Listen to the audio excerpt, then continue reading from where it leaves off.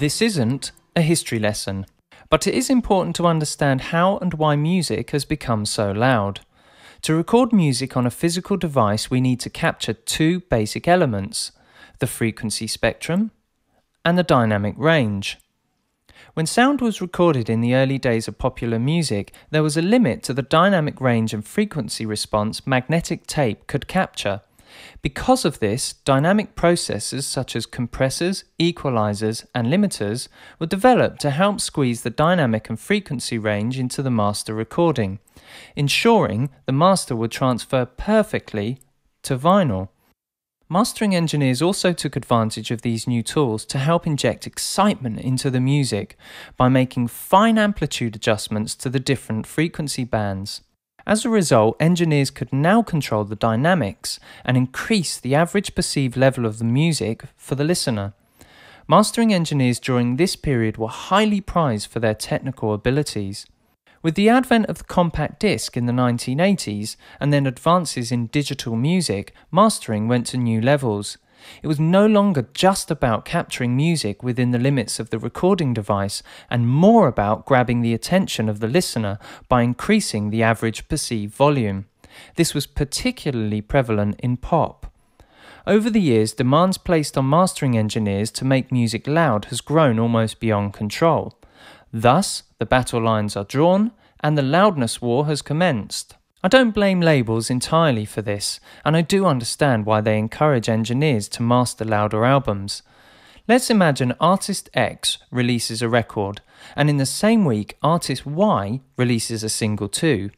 If artist Y has the louder recording, studies have shown this track is likely to be noticed and have more immediate impact. From the label's point of view, this works exceptionally well. There is more chance artist Y will sell more records, at least in the short term. Perfect for one-hit wonders. From a producer's point of view, this can be bad news. Eventually, music will become so loud all the life and dynamic range will be squashed, leaving just one average distorted level, no dynamics, and a lifeless piece of music. To illustrate the loudness war's impact over the last 30 years, here's an example taken from Wikipedia. The Beatles track Something has been remastered no less than 4 times from the early 80s to 2000. Each time with advances in digital technology, the remastered version has grown in volume. The question is, even though this song hasn't changed, is the last remaster the best? I think this question is impossible to answer.